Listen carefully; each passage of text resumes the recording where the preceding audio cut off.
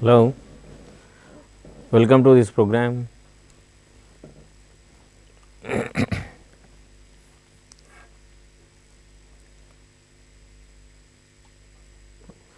Welcome to group 2 prepare అవుతున్న విద్యార్థులందరికీ కూడా ఈ ప్రోగ్రామ్కు స్వాగతం పలుకుతున్నాం. రేపు తర్వాత 13వ తారీఖు నాడు జరగబోయే పరీక్షల్లో మీరు ఎదుర్కోబోతున్న సమస్యల గురించి కానీ మిమ్మల్ని ఆందోళనపరిచే విషయాల గురించి కానీ ఈరోజు మనం మాట్లాడుకుంటాం. పరీక్ష అనేసరికి పోటీ ఎక్కువ ఉండడం మూలన మనకు ఆందోళన రావడం అనేది చాలా సహజమైన విషయం. గత కొన్ని సంవత్సరాలుగా మీరు రకరకాలైన పరీక్షలు రాసి ఉంటారు. క్వాలిఫైయింగ్ ఎగ్జామ్ రాసి ఉంటారు, కాంపిటేటివ్ ఎగ్జామ్స్ కూడా రాసి ఉంటారు. సో కాంపిటేటివ్ ఎగ్జామ్కు రాస్తున్నప్పుడు వచ్చే భయాలకును క్వాలిఫైయింగ్ ఎగ్జామ్ రాసేప్పుడు భయాలకి కొంతవరకు సమానమైన స్థాయిలో ఆందోళన ఉన్నా సరే కాంపిటేటివ్ ఎగ్జామ్ అనేసరికి మనకు ఎక్కువ ఆందోళన ఉండడం చాలా సహజం. అయితే ఈ కాంపిటేటివ్ ఎగ్జామ్కి సంబంధించి చాలా రోజుల నుంచి మీరు ప్రయత్నిస్తున్నారు, చాలా రోజుల నుంచి మీరు చదువుతున్నారు. కాబట్టి ఆందోళనను మనం ఎట్లా అధిగమించాలి, ఆందోళన మనని ఎన్ని రకాలుగా ఏ మార్గాల ద్వారా మనని బాధించే అవకాశం ఉంటుందో మనం ఒకసారి చర్చిద్దాం. కాంపిటేటివ్ ఎగ్జామ్కి సంబంధించి అభ్యర్థులకు వచ్చే వాటిని ఏమంటామంటే ఫ్యాట్ అంటాం, అంటే FAT. ఎఫ్ అంటే ఫియర్, అంటే మనము చదువుకొని ప్రాక్టీస్ చేసిన అంశాలు మనకు ఎగ్జామ్లో వస్తాయా లేవా, లేదు మనం ప్రిపేర్ అయిన సిలబస్ మనం ఒక 70% ప్రిపేర్ అయ్యాము, లేదు 60% ప్రిపేర్ అయ్యాము, లేదు 80% సిలబస్ ప్రిపేర్ అయ్యాం, లేదు మొత్తం సిలబస్ ప్రిపేర్ అయ్యాం, ఈ సిలబస్లోంచే ప్రశ్నలు వస్తాయో రావో అని ఒక భయం మనకు ఎక్కువగా ఒత్తిడిని కలుగజేస్తుంది. అలాగే ఏ అంటే యాంగ్జైటీ, అంటే మనం నేర్చుకున్న అంశానికి సంబంధించిన ఆన్సర్లు మనం పెట్టినప్పుడు ఈ ఆన్సర్ కరెక్టా, లేదు మల్టిపుల్ ఆన్సర్స్ ఉన్న 1, 2, 3, 4కి సంబంధించినవి అందులో ఫస్ట్ ఆప్షన్ కరెక్టా, సెకండ్ ఆప్షన్ కరెక్టా, లేదు థర్డ్ ఆప్షన్ కరెక్టా, లేకుంటే ఫోర్త్ ఆప్షన్ కరెక్టా, ఈ రకమైన భావన మనని ఇంకొంచెం ఎక్కువ ఒత్తిడికి గురి చేయడానికి ఎక్కువ అవకాశం ఉంటుంది. తర్వాత టీ అంటే టెన్షన్. యాంగ్జైటీ, టెన్షన్ మనకు ఒకే విధంగా కనిపిస్తుంది, కానీ టెన్షన్ అంటే ఏంటంటే ఎక్కువ కాలం మనకి పరీక్ష రాసిన తర్వాత వచ్చేది. అంటే మనం 200 మార్కుల పేపర్లో అటెంప్ట్ చేసినవి ఒక 100 మార్కుల వరకే అనుకుందాం. ఈ 100 మార్కుల తోటి నిజంగానే నేను అనుకున్న జాబ్ని నేను తగ్గించుకోగలుగుతానా లేదా, బయటకు వచ్చిన తర్వాత అందరు అడిగితే ఎలా చేశావు, అయితే బాగా చేశానని చెప్తాం, లేదు బాగా చేయలేదని చెప్తాం. బాగా చేశానని చెప్తే రిజల్ట్స్ వచ్చేలోగా నిజంగానే నేను అనుకున్న జాబ్ సంపాదించగలిగే మార్కుల లాగా నాకు వస్తాయా లేవా అనేది టెన్షన్ క్రియేట్ చేస్తుంది. అంటే యాంగ్జైటీ అంటేనేమో ఒక జవాబు లేదు, ఒక రెస్పాన్స్ మనం ఇస్తే మల్టిపుల్ ఆన్సర్స్ మనం ఏది కూడా మనల్ని సాటిస్ఫై చేయలేని పరిస్థితిలో మనం ఉంటే దాని ద్వారా వచ్చేదాన్ని మనం యాంగ్జైటీ అంటాం. టెన్షన్ అంటే ఏది నిజమో తెలుసు, ఏది ఊహిస్తున్నామో తెలుసు, ఈ రెండిటి వల్ల వచ్చే ఉద్వేగాలను మనం టెన్షన్ అని మనం అంటాం. కాబట్టి ఇన్ని రకాలైన పద్ధతుల ద్వారా మనకు వచ్చే ఒత్తిడిని మనం ఎట్లా అధిగమించాలి. ముందుగా మనము భయాన్ని గురించి ఆలోచిస్తాం. దీని ఏమంటాం అంటే గతంలో మనం ఎన్నోసార్లు రకరకాలైన పరీక్షలు రాసాం, కానీ కొన్నిట్లో మనం సక్సెస్ఫుల్ అయ్యాం, కొన్నిట్లో మనకు సక్సెస్ఫుల్ కాలేదు. సక్సెస్ఫుల్ కాలేకపోయిన అనుభవం అది మనని పదే పదే భయపెడుతూ ఉంటుంది. ఈసారి కూడా నేను పరీక్షలో కనుక విజయం సాధించకుంటే, అనుకున్న ఉద్యోగం నేను తెచ్చుకోకుంటే తర్వాత ఏంటి నా పరిస్థితి, నేను ఏం చెయ్యాలి, ఇన్ని రోజులు శ్రమ వృధా అవుతుంది, ఇన్ని రోజులు తల్లిదండ్రుల మీద పెట్టిన డబ్బు ఆశ ఇదంతా కూడా వేస్ట్ అయిపోతుంది, ఏ రకంగా నా మొహం వాళ్ళకు చూపించుకోవాలి, ఊళ్ళో ఉన్న వాళ్ళు ఏమనుకుంటారు, ఈ భయాలు మనని ఎక్కువ వెంటాడుతూ ఉంటాయి. కానీ ఒక పరీక్ష కోసం మీరు ప్రిపేర్ అవుతున్నారు కాబట్టి మీరు పూర్తి స్థాయిలో ఆ పరీక్షను సమర్థవంతంగా ఎదుర్కొని వచ్చిన తర్వాత రిజల్ట్ వచ్చిన తర్వాత మనం వీటి గురించి ఆలోచించడంలో ఒక అర్థం ఉంది. పరీక్షకు పోయే కంటే ముందే, పరీక్షను పూర్తిగా అటెంప్ట్ చేయకముందే ఇవన్నిటిని మనం హార్బర్ చేస్తూ వీటన్నిటిని మనం ఇన్వైట్ చేస్తూ పోతూ ఉంటే మన పర్ఫార్మెన్స్ తగ్గుతుంది, మన సామర్థ్యం ఉండదు, అలాగే మన మెమరీ ప్రాసెస్ కూడా మనకు సహాయకారిగా ఉండకుండా ఉండే అవకాశాలు మనకు ఉంటాయి. కాబట్టి ఇలాంటి ఆలోచనలు వస్తూ ఉంటే మీకు మీరు వేసుకోవాల్సిన ప్రశ్న ఏమిటంటే, why I'm carrying this thought for long time, what is the benefit, దీనివల్ల నాకు లాభం ఏంటి, నేను ఎందుకు వీటిని క్యారీ చేస్తున్నాను, ఎందుకు దీని పట్ల ఊరికే ఆలోచనను ఇంకా ఎక్కువ చేస్తూ ఉన్నాను. అనే ప్రశ్న వేసుకొని ఇలాంటి ఆలోచన విధానంలోంచి మనల్ని మనం బయటికి తెచ్చుకోవాలి. అది కేవలం అది నీ చేతిలోనే ఉంటుంది. అది నీకు నువ్వు వేసుకునే ప్రశ్న వల్లనే మన ఆలోచన విధానం మొత్తం కూడా మారిపోయేందుకు ఎక్కువ అవకాశం ఉంటుంది. కాబట్టి పరీక్ష రేపే కాబట్టి మీరు ఇప్పుడు ఉన్న ఈ 36 or 24 అవర్స్ లోపల మీరు చేయాల్సిన పని ఏంటంటే టోటల్గా ఉన్న సమయాన్ని నేను ఎంత ఫాస్ట్గా టాపిక్స్ నేను రివిజన్ చేయగలుగుతాను. రివిజన్ చేయడం అంటే చాలామంది ఏం చేస్తారంటే మళ్ళీ వాటిని మూసేసుకొని గుర్తు చేసుకోవడం ఇట్లాంటి ప్రయత్నం చేస్తారు. కాబట్టి రివిజన్ అంటే అలా కాదు. రివిజన్ అంటే ఏం చేయాలంటే ముందు ఉన్న టాపిక్స్ అన్నింటినీ హెడ్డింగ్స్ సబ్ హెడ్డింగ్స్ అలా చూసుకుంటూ వెళ్ళడం. ఎంత వేగంగా నేను ఈ సిలబస్ని పూర్తి చేయగలుగుతానో అంత వేగంగా మనం పూర్తి చేయడానికి ప్రయత్నం చేయడం. తర్వాత మీరు చాలా ముఖ్యమైన పని ఏంటంటే ఎవరితో అయితే ఇన్ని రోజులు మీరు కలిసి చదువుకున్నారో వాళ్ళతో మాత్రమే మాట్లాడండి. వేరే వాళ్ళతో అనవసరమైన వాళ్ళ వ్యక్తులతోటి మీ డిస్కషన్లు మీ చర్చలు సబ్జెక్ట్ సంబంధించి కానీ పరీక్ష సంబంధించి కానీ మీరేమి మాట్లాడకూడదు. నిజంగానే పరీక్షకు సంబంధించిన అపోహలు ఉంటే ఎవరు రైట్ పర్సనో ఎవరు మీకు ఇన్ని రోజుల నుంచి గైడ్ చేశారో వాళ్ళతో మాత్రమే మాట్లాడి ఆ సందేహానికి సంబంధించిన ఆన్సర్ని వాటిని సందేహం నివృత్తి చేసుకోవడానికి ప్రయత్నం చేయండి. మనకి ఇప్పుడున్న స్ట్రెస్ఫుల్ సిచ్యువేషన్లో మనం అందరితో మాట్లాడడం వల్ల ఏం జరుగుతుందంటే ఆల్రెడీ మనం యాంగ్జైటీలో ఉన్నాం. ఇంకొక వ్యక్తితోటి అదే యాంగ్జైటీతో ఉన్న వ్యక్తితో మాట్లాడితే ఏమవుతుందంటే ఆయన యాంగ్జైటీ మన యాంగ్జైటీ డబుల్ యాంగ్జైటీగా మారుతుంది. మారి అది మిమ్మల్ని తీవ్రంగా ప్రభావితం చేసి ముందుకు వెళ్ళలేని పరిస్థితి క్రియేట్ చేసే అవకాశాలు చాలా బాగా ఉంటాయి. చరిత్రలో మనకు ఎంతోమంది విద్యార్థుల చరిత్రలు మనకు తెలుసు. కాబట్టి అలాంటి భావజాలంకి వెళ్లకుండా అలాంటి పద్ధతులకు వెళ్లకుండా టోటల్గా ఉన్న సమయం ఎంత మనం ఎన్ని గంటల్లో దీన్ని పూర్తి చేయాలి, ఆ అన్ని గంటలు పూర్తి చేసే ప్రాసెస్ లోపల మనం ఏ క్వశ్చన్స్ మనం చూడాలనుకున్నామో ఏ కాన్సెప్ట్స్ మనం చూడాలనుకుంటున్నామో ఆ ప్రయత్నం మొదలుపెట్టండి. ఫియర్ అంటేనే మనం ఇంగ్లీష్లో మాట్లాడతాం FEAR అని. FEARని మనం కొంచెం అబ్రివేషన్లో తీసుకొని దాన్ని విడమర్చి చెప్తే ఏం చెప్తామంటే ఎఫ్ అంటే ఫిక్షన్. ఫిక్షన్ అంటే ఏంటి? ఇంగ్లీష్లో ఫిక్షన్, తెలుగులో ఏమంటాం మనం? ఊహ అంటాం, లేదు కల్పితం అంటాం. ఎఫ్ అంటే ఫిక్షన్, ఈ అంటే ఎక్స్పీరియన్సింగ్ అంటే అనుభూతి చెందడం, ఒక అనుభవాన్ని పొందడం. అంటే కల్పితాన్ని ఈ ఎఫ్ అంటే కల్పితం, ఈ అంటే ఒక అనుభవం పొందడం. తర్వాత ఏ అంటే యాజ్ ఏ, ఆర్ అంటే రియాలిటీ.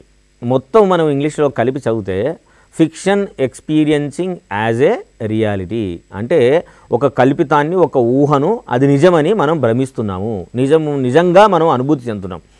కాబట్టి దీనివల్ల వచ్చేదాన్ని మనం ఫియర్ అంటాం. సో మనకు మనం ప్రశ్న చేసుకోవాలి. పరీక్ష రాయకముందే పరీక్ష బాగా రాయకుంటే ఏమవుతుందో అనే ఆలోచన, పరీక్ష రాయకముందే నాకు ఉద్యోగం రాదనే ఒక భావన, పరీక్ష రాయకముందే మనకు ఎట్లయినా రాదనే ఒక అపనమ్మకం, ఇలాంటి అన్నీ కూడా ఇవన్నీ ఊహాజనితమైనవి, అవి కల్పితాలు. మన బ్రెయిన్ ఎప్పుడైతే ఒత్తిడికి గురవుతుందో ఇలాంటి పద్ధతులకు వెళ్ళడానికి ఎక్కువ అవకాశం ఉంటుంది. కాబట్టి ముందు మనం ప్రశ్నించుకోవాలి, ఈ భావనను ఈ కల్పితాన్ని నేను ఎందుకు నిజం అనుకుంటున్నాను, దానివల్ల నాకు బెనిఫిట్ ఏంటి? ఒకవేళ మనం ఈ రాయబోయే పరీక్షలో మనం సక్సెస్ఫుల్ అవుతామా కాదా అనేది పరీక్ష రాసిన తర్వాత నిర్ణయించుకోవాలి, కానీ పరీక్షకు పోయే కంటే ముందు మనం నిర్ణయించుకోవాల్సిన అవసరం లేదు. కాబట్టి మనం ఇప్పుడున్న సమయం మనం ఏం చేయగలమనంటే ఇచ్చిన టైం లోపల మనకు అవైలబుల్ ఉన్న టైం లోపల ఉన్న సిలబస్ని మనం ఎంత ఎఫెక్టివ్గా ఎంత ఉత్సాహంగా మనం ఇది చదువుకుంటున్నాము అనేదే మనం చేయాల్సిన మొట్టమొదటి పని, ముఖ్యమైన పని కూడా. కాబట్టి మీ ప్రియారిటీస్ అన్నిటిని కూడా ఈ చదువుకు సంబంధించిన వాటిని డిసైడ్ చేసుకోవడం. అలా డిసైడ్ చేసుకున్న తర్వాత అనవసరమైన డిస్టర్బెన్సెస్ని, అనవసరమైన రూమర్స్ని మనం ఫేస్బుక్లో చూసో, లేదు వాట్సాప్ మెసేజ్లో చూసో, లేదు ఇంకెవరో కాంపిటెంట్ లేని వ్యక్తులు వచ్చి దాని గురించి మాట్లాడితే మీరు అనవసరంగా దాన్ని మీరు ప్రొజెక్ట్ చేసుకొని మిమ్మల్ని మీరు డిస్టర్బ్ చేసుకోవాల్సిన అవసరం లేదు. ఇది మనం ఫియర్ నుంచి బయటికి రావడానికి చేసే పని. ఊహలు మనిషిని ఎట్లా కంట్రోల్ చేస్తాయి, ఎట్లా ఇబ్బంది చేస్తాయి అంటే ఓ చిన్న మీకు స్టోరీ చెప్తాను. ఒకరోజు గుజరాత్ నుంచి కొంతమంది వేరే పట్టణానికి బయలుదేరడానికి ఒంటెలతో బయలుదేరుతారు. ఒంటెలతో బయలుదేరి వాళ్ళ లక్ష్యం ఏంటంటే రాత్రి అయ్యేలోగా వాళ్ళు ఒక పట్టణానికి వెళ్ళి అక్కడ బిజినెస్ చేయాలి. వాళ్ళు పోతున్న మొదటి మార్గ మధ్యంలో వాళ్ళకు కొంత ఎడారి తగులుతుంది. అందుకోసమని వాళ్ళు వేగంగా ప్రయాణం మొదలుపెట్టారు. కానీ మార్గ మధ్యంలో అనుకోకుండా వాళ్ళకు డిలే అవుతుంది, లేట్ అవుతుంది. సాయంత్రం అయ్యేసరికి కూడా ఇంకా వాళ్ళు ఎడారిలోనే ఉంటారు, ఆ పట్టణాన్ని చేరుకోరు. ఇంకా సాయంత్రం అవుతూ చీకటి పడుతుంది కాబట్టి చీకటి సమయంలో అక్కడికి ప్రయాణం చేయడం అది కరెక్ట్ కాదు కాబట్టి వాళ్ళు అక్కడనే విడిది చేస్తారు. వాళ్ళు విడిది చేసిన తర్వాత ఏం చేస్తారు, టెంట్లు వేస్తారు. కొందరు వంటలు చేస్తుంటారు రాత్రి భోజనానికి. ఇంకొందరు ఈ వంటల్ని ఆ టెంట్లు వేసిన కర్రలకి తాడుతో కట్టేస్తారు. ఆ తాడుతో కట్టేసిన అన్నీ కట్టేసిన తర్వాత చూసేసరికి ఏమవుతుందంటే తాడు అయిపోతుంది. ఒక వంట మాత్రం తాడు కట్టకుండా అట్లా ఫ్రీగా వదిలేయబడి ఉంటుంది. ఉండేసరికి వాళ్ళందరికీ ఒక టెన్షన్ వచ్చేస్తుంది. అరే ఎట్లా దీన్ని మనం తాడుతో దీన్ని ఇక్కడ బంధించకుంటే రాత్రిపూట అది ఎక్కడికైనా వెళ్ళిపోతే మనకు ప్రయాణానికి నష్టం, అది కాకుండా వంట కూడా నష్టం అయిపోతుంది, మన మెటీరియల్ అంతా వేస్ట్ అయిపోతుంది కదా. ఎట్లా ఏం చేస్తే మనం ఈ వంటని ఇక్కడనే కట్టేయడానికి అవకాశం ఉంటుందని తర్జన పడుతూ ఉంటారు. అందులో చాలా అనుభవజ్ఞుడైన ఒక ఆయన ఏమంటాడంటే, ఈ ఎడారుగుండా నేను చాలాసార్లు ప్రయాణం చేశాను. ఇక్కడ మనం ఆగి ఉన్న ప్లేస్కు దగ్గరలోనే ఒక చిన్న ఊరుంది. మనం అక్కడికి వెళ్ళి తాడు కోసం వాళ్ళను రిక్వెస్ట్ చేద్దాం, వాళ్ళు గ్యారెంటీ ఇస్తారు. ఇచ్చిన తర్వాత మళ్ళీ తెల్లారి మనం వాళ్ళకు ఇచ్చేస్తే అయిపోతుంది కదా అంటారు. అరే ఈ ఆలోచన బాగుందని చెప్పి ఒక 4-5 కలిసి ఆ ఊరికి వెళ్తారు. ఆ ఊరు సర్పంచ్ని కలుస్తారు. అయ్యా ఇట్లా మేము బాటసార్లు అనుకోకుండా డీలే అయిపోయి మేము ఇక్కడ మీ ఊరికి దగ్గరలోనే మేము బస చేసాం, మాకు కొంచెం తాడు కావాలి, మీరు అప్పుగా ఇస్తే మళ్ళీ రేపు పొద్దున ఇచ్చేస్తామంటారు. అంటే ఆయన అంటాడు, ఎందుకు తాడెందుకు మీకు అంటాడు. అయ్యా ఇట్లా వంటలన్నింటినీ ఆ గుడారాల కర్రలకు కట్టేసాము, కానీ ఒక వంటకు కట్టడానికి తాడైపోయింది మా దగ్గర, మీరు అప్పిచ్చేస్తే మళ్ళీ రేపు పొద్దున ఇచ్చేస్తామంటారు. ఇచ్చేస్తామంటే ఏంటి వంటలు కట్టడానికి తాడు అవసరమని ఎవరు చెప్పారు మీకు అంటాడు. అదేందని మీరు అలా మాట్లాడతారు, మా జీవితం చిన్నప్పటి నుంచి మేము అదే చూస్తున్నాం, ఏదన్నా జంతువు పారిపోకుండా ఉండాలంటే తాడు కట్టాలి కదండి అని అంటాడు. అంటే పెద్దనంటే అట్లా కాదు, వంటలకు ఒక సమస్య ఉంది, నేను చెప్పినట్టు చేయండి, మీకు తాడు అవసరం లేకుండానే మీరు ఆ వంటను అలా కట్టేయగలుగుతారు అంటాడు. తాడు లేకుండా వంటను కట్టేయచ్చా ఎట్లా అంటారు. మీరు వెళ్ళి వంటకు మెడ చుట్టూ తాడు కడుతున్నట్టు మీరు యాక్షన్ చేయండి, అది అక్కడనే ఉంటుంది తెల్లారి వరకు అంటాడు. పోయినసారి మీరు భలే చెప్తారు, తాడు కట్టకుండా తాడు కట్టినట్టు యాక్షన్ చేస్తే వంట ఉంటుందా అండి, మేము ఆ వంట పోతే మాకు చాలా నష్టం అండి, ఇప్పుడు మేము ప్రయోగాలు చేసే పరిస్థితులు లేము, దయచేసి మీరు తాడు అప్పియండి, మేము మళ్ళీ గ్యారంటీగా మళ్ళీ మేము ఇచ్చేస్తాము, కావాలంటే మేము కొంత డబ్బు కూడా మీ దగ్గర మీ డిపాజిట్ చేస్తాము, మీకు ధైర్యంగా ఉంటుంది, తాడు పోదని అంటాడు. ఆయన ముసలాయన కోపం వచ్చింది. ఏం మాట్లాడుతున్నావు, నా అనుభవాన్ని నువ్వు ప్రశ్నిస్తున్నావు, మేము మా ఊర్లోనే అలా చేస్తాం, మేము కావాలంటే నీకు ఒక ఆఫర్ ఇస్తా అంటాడు. అంటే ఏంటి అంటారు, నువ్వు పోయి నేను చెప్పినట్టు చేయండి, ఒకవేళ తెల్లార వరకు మీ వంట పోతే చూడండి నా దగ్గర 20 వంటలు ఉన్నాయి, నీ ఒక వంట నీకు ఇచ్చేస్తా, ఒకవేళ ఉన్నదనుకోండి మీకు ఒక పాఠం నేర్చుకున్నట్టు ఉన్నాయి అనేసరికి వాళ్ళిద్దరు ఓళ్ళు ముఖాలు తీసుకున్నారే ఇది బాగానే ఉన్నట్టుంది, సరే స్వామి మీరు చెప్పినట్టు చేస్తామని చెప్పి మళ్ళీ వాళ్ళ గుడారాల దగ్గరికి వచ్చేస్తారు. వచ్చేసిన తర్వాత ఆ వంటకి ఏం చేస్తారంటే ఒక తాడుని కట్టేస్తారు, కట్టినట్టు యాక్షన్ చేస్తారు. ఆ వంట దగ్గరికి వెళ్ళి మెడ చుట్టూ తాడు కట్టినట్టు యాక్షన్ చేసి మెల్ల కింద కూడా ముడేస్తున్నట్టు వేసి భోజనం చేస్తారు, పడుకుంటారు. తెల్లారు లేస్తారు, లేచి చూస్తారు అది ఉందా లేదా అని, చూస్తే ఏందా వంట అక్కడనే ఉంటుంది.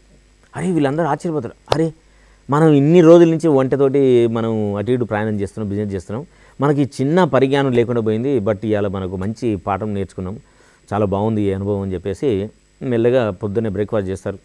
చేసి ఇంకా వంటల మోపురాల మీద అన్ని సామాన్ అంతా డంప్ చేస్తారు, ప్రయాణం మొదలు పెడతారు. అక్కడ అన్ని వంటలు బయలుదేరుతాయి కానీ ఈ వంట అక్కడి నుంచి బయలుదేరదు. వీళ్ళందరూ ఒకసారి టెన్షన్ స్టార్ట్ అవుతుంది, అరే దీని దుంపదేగా ఇది ఎందుకు కదులుతలే అని చెప్పి తాళ్ళేసి లాగుతారు. ఎన్ని చేసినా సరే ఆ వంట నెమరేసుకుంటూ అక్కడే ఉంటుంది కానీ ఒక్క అంగుళం కూడా ముందుకు రాదు. ఇంకా వీళ్ళందరికీ ఒకే రకమైన ఆందోళన మొదలైంది, అరే ఇది ఏంది లేనిపోని సమస్య పెట్టుకున్నాం, ఏం చేస్తాము, కాల్ ఉంది, మనం ఈ కాల్ తీసుకున్న తర్వాత ఈ కథను మనం కంటిన్యూ చేద్దాం. హలో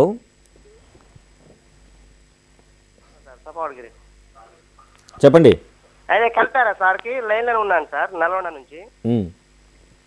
సార్ నమస్కారం సార్. నమస్కారం అండి. అయితే మన వీరేందర్ సార్కి ఇవ్వండి సార్. నేను వీరేందర్ మాట్లాడుతున్నా, చెప్పండి. సార్ నమస్కారం, నేను నల్గొండ డిస్ట్రిక్ట్ ఇండియాలో మీ స్టూడెంట్ని మాట్లాడుతున్నా సార్. చెప్పబ్బా. అయితే నేను గవర్నమెంట్ ఎంప్లాయీ సార్, స్కూల్. అయితే మేము ఎగ్జామ్ రాయడానికి గ్రూప్ 2 రాయడానికి ఇప్పుడు ఎంఈఓ గారి నుంచి డిఓ గారి నుంచి ఏమైనా పర్మిషన్ తీసుకోవాలా సార్? అంటే ఇది ప్రాపర్ ఛానల్ లేదా మీకు ఆల్రెడీ?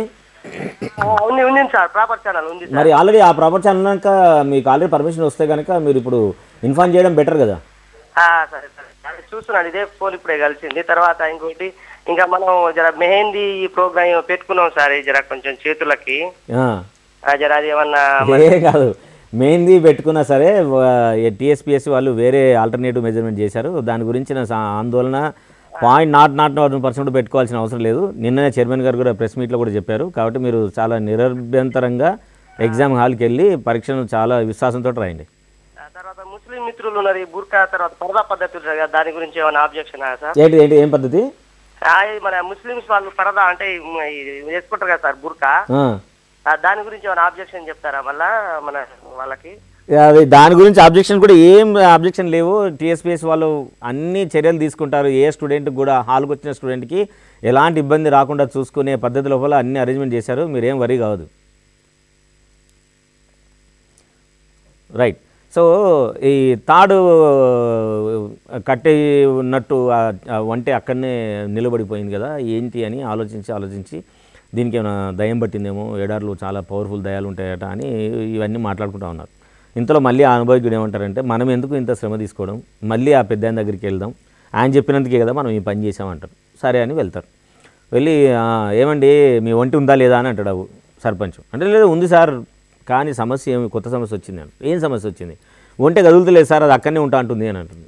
అవునా, అట్లా అక్కడనే ఉంటా అంటుందా అన్నట్టు. అవునండి, ఎంత ప్రయత్నం చేసినా అది ఇంచు కూడా కదులుతలేరు, దానికి ఏమైనా అనారోగ్యం వచ్చిందేమో, మీరు వచ్చి చూసి దానికి చెప్తే బాగుంటుంది అని అంటే ఆలోచిస్తాడు ఆయన. ఆలోచించి అయితే కదులుతలేదా, రాత్రి ఏం తిన్నది, మామూలుగా దాన్ని తినేదే పెట్టాము సార్, ఏం లేదు అని. అవును, ఇంతకు దాన్ని కట్టిన తాడిప్పినరా అని అంటాడు. అని వీళ్ళు ఆశ్చర్యపోతారు. అరే మీరు భలే ఉన్నారు సార్, మీరు తాడి ఇవ్వమంటే తాడే ఇవ్వకపోతుంది, ఇప్పుడేమో మళ్ళీ తాడిప్పిరా అని అంటున్నారు, మేము తాడు కట్టింది ఎక్కడ స్వామి అని అంటారు. లేదు అది కాదు, మీరు వెళ్ళి ఏం చేశారు, తాడు కట్టినట్టు యాక్షన్ చేశారు కదా. అవును చేసినాము, మరి తాడిప్పినట్టు యాక్షన్ చేయాలి కదా, లేకుంటే వంట కట్టి తెలుస్తుంది అని అంటారు. ఇదేంది, తాడి కట్టినట్టు తాడిప్పినట్టు యాక్షన్ చేస్తేనే కదులుతుందా అని అంటారు. మీరు వెళ్ళి చూడండి అని అంటారు. వెళ్తారు, వెళ్ళి తాడి మళ్ళీ ఇప్పేసినట్టు మొత్తం చేసినట్టు యాక్షన్ చేస్తారు. చేయగానే వంట లేచి మెల్లగా నడుస్తూ ఉంటారు. ఎందుకు ఆశ్చర్యపోతారు.